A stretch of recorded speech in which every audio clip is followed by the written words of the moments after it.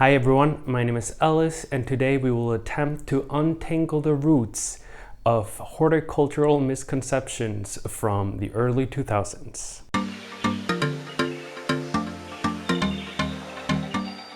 So recently I made a video on how to make moss poles, where I made two different kinds of moss poles, and since then I've come to the conclusion that I like the wire moss poles the best. That are the type of moss poles that I saw on the Sydney Plant Guy Instagram.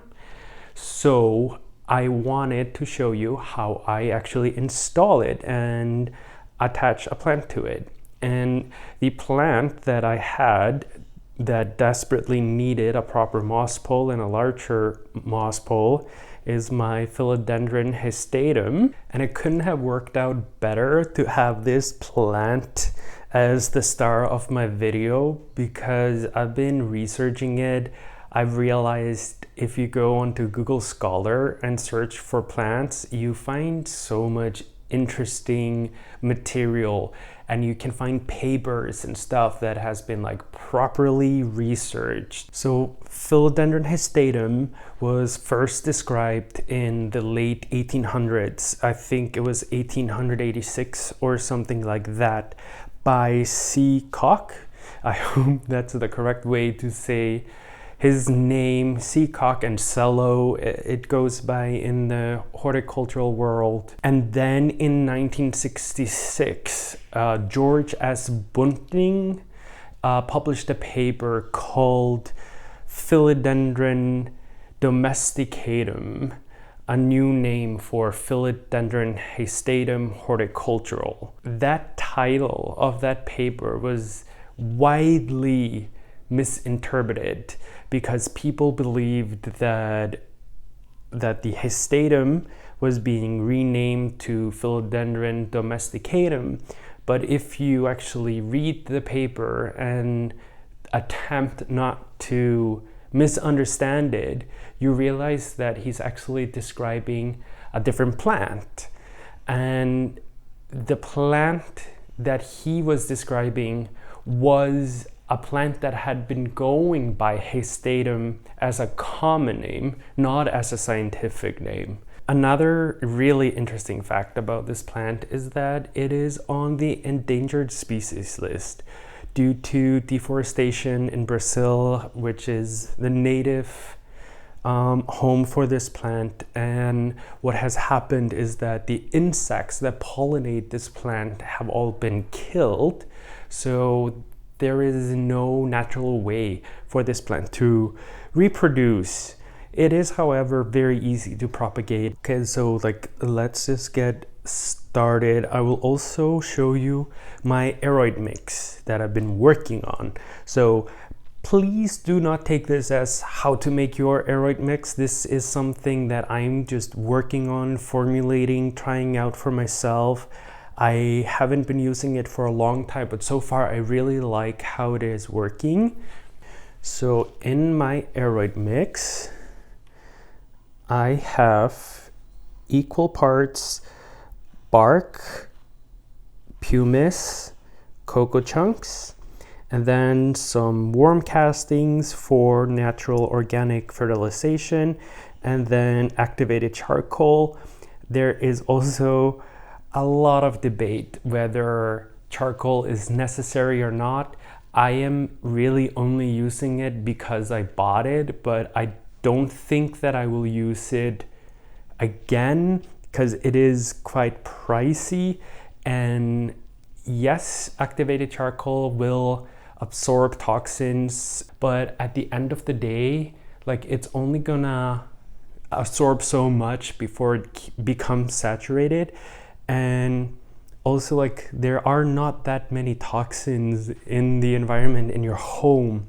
I hope you're not watering your plants with sewage water. There are a few reasons why I am making my aroid mix like this. First of all, I want it very, very well draining. I basically want the water to run straight through it, because when I'm soaking the moss pole, it is so much easier to just bring it into the shower and hose it down, but that also means that I'm giving the plant a lot of water, and I don't want to end up with soggy soil, and that's going to happen if you're just using regular potting soil. We also want a lot of air circulation getting to the roots, and what we fundamentally want is very thick and juicy and nice roots. And one way of achieving that is to give your plant a very loose substrate to be in, because that will encourage the plant to grow thicker, bigger roots so it can stabilize itself. With my mix, when I water the plants or when I soak the moss pole, the water basically flows directly through it, but the pumice is porous, so it retains moisture. The bark also retains water. Before mixing these together, I actually soaked both the pumice and the bark, and the cocoa chunks also hold on to moisture, but none of these will ever retain too much water or create a soggy mess in your planter. And the worm castings just act as an organic, very foolproof fertilizer. And the reason I'm using pumice and not perlite is because the pumice is heavier, and that just makes the pot a little bit heavier, which makes it more convenient for the moss pole to stand upright and not tip over. I do break the cocoa chunks a little bit apart.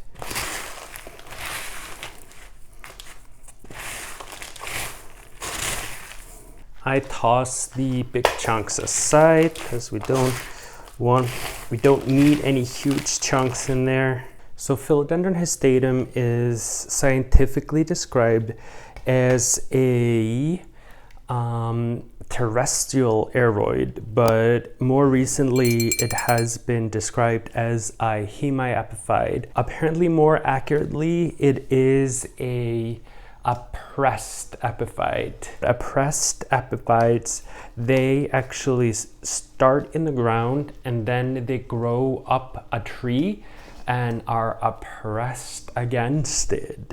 So I had to make this makeshift moss pole fit in there. I had actually screwed it in the back of the pot. I'm always so nervous about ripping the plant or like disturbing the roots too much.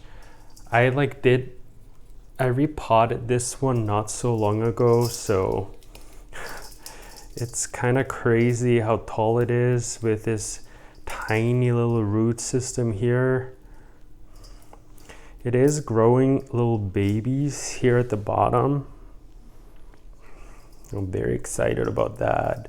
One thing that I really love about these moss poles is that they actually fit into tiny little 4-inch pots and can stand in it. So it makes it really easy to attach it to a very juvenile plant. And the reason why I want to give my Philodendron hastatum or Philodendron silver sword a moss pole is because as many hemiepiphytes do, is that once they start to climb up and go from juvenile form to adult form, the leaves and the foliage change drastically. Let's pop over to the sink and give this a rinse. So I got as much of the old soil off the roots as I could, but like there's still some left and I don't want to be too aggressive with it. And it's fine if there's some old soil on it because the other mix is so gritty and so coarse that eventually that will just wash off. And I believe with this mix, it's going to be impossible to give your plants root rot because there's never going to be more moisture in there than the plant needs. You might have to water more frequently, but it is easier to water and you can water it so generously and you can flush it really well. being able to shower your plants and shower the soil through will give the roots and the soil movement, and this will also that will also stimulate root growth. So when it comes to potting up the plant with the moss pole, I just take my fancy aroid mix that I hope is gonna work really well long term. I stuff it up the bottom of the pole where I didn't put the moss. You can compact this soil like when you're stuffing it in there, because at the end of the day, because it's so coarse, it's never gonna become too compacted. Then I place it in the middle of the nursery pot, and then I put the aroid mix around it, and I press it down a bit at the bottom to make it stable, because as I said, because it is so gritty and it's so coarse, it is never gonna become too compacted. It will maybe eventually, as the what are they called again? The wood chips, they will decompose over time, but by the time they've decomposed, it's probably time for you to put your plant in a bigger pot and give it a refresh. And as it gets bigger, I would probably pick bigger pumice and bigger bark. And then when I've filled it up like 3/4 of the way, I would like to make sure this is straight. Grab some gardening Velcro, and then I can place my plant in here. Make sure the roots are below the rim of the nursery pot. Attached here at the base to try and trigger the aerial roots there to grow into the moss pole. And since it's so tall, it's gonna need a secondary support up here. And one of the leaves was stuck in the sheath, so it grew a little funky out of here.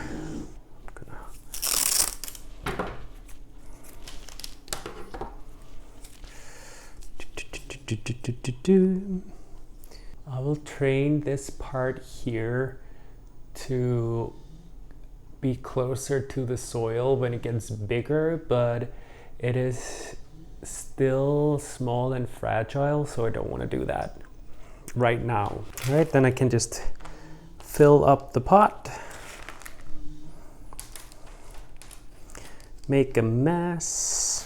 In my moss pole video, I showed you how to use the wires on the wire mesh to attach the pole together, but I have made few since then, and I realized it actually is a lot easier to just use zip ties, and it cut down the time of making them by a lot. So now my Philodendron Hasstatum has a brand new moss pole. Hopefully it will encourage it to attach itself to it, shoot those little aerial roots in there, and grow me some big adult sword leaves. Thank you so much for watching. Please make sure to subscribe. Check out my Instagram and Facebook, where I post a lot of my plant stuff. And I'll see you next time. Bye.